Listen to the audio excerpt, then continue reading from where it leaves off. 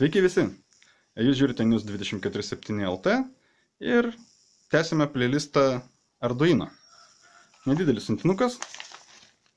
Apie jau turbūt kažkiek esu minėjęs ir mano kolega minėjo. Čia turėtų būti dar vienas maitinimo adapteris, kuris bus skirtas šį kartą konkrečiai maitinti patį Arduino. Vėlgi viskas iš AliExpress. Keliavo irgi labai standartiškai. Jo, ilgai. Net pusantrą. Štai, daugiau čia nieko. Dėžutė, kaip ir praeitą kartą, na, šiek tiek tokia aplamdyta, bet nestipriai. Ir blokelis. Pagal išvaizdą principę tas pats, kas ir praeitą kartą, tai standartizuotas kištukas. Blokelis standartinis, tik tai, kad be LED lemputės. Ir štai, jeigu matysis, tokie parametrai. Čia mes matom 9 voltai ir 1 amperas.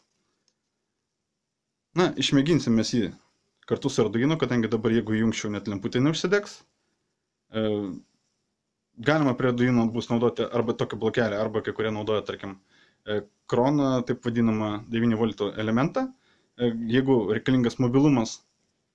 Ir tai vienas iš variantų, jeigu mobilumo nereikia ir kažkur projektas yra namie.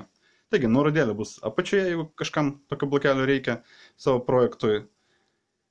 Spauskite like, jeigu patiko, dalinkite su draugais, prenumeruokite kanalą, jeigu dar to nepadarėte.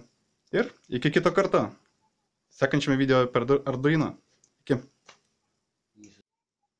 Na, kad pademonstruoti veikimą, be abejo reikia paties Arduino, kuris bus kitame video.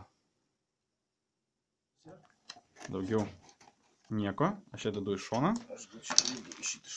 Jo, ir štai čia bandysime pabiškį viską traukti, kad viskas būtų vėlgi kadre, kadangi buvo viskas žiauriai paprasta, jokio vargo. Kartonas matom žymiai plonesnis, aš dabar palyginimui tą mūsų parodžiu.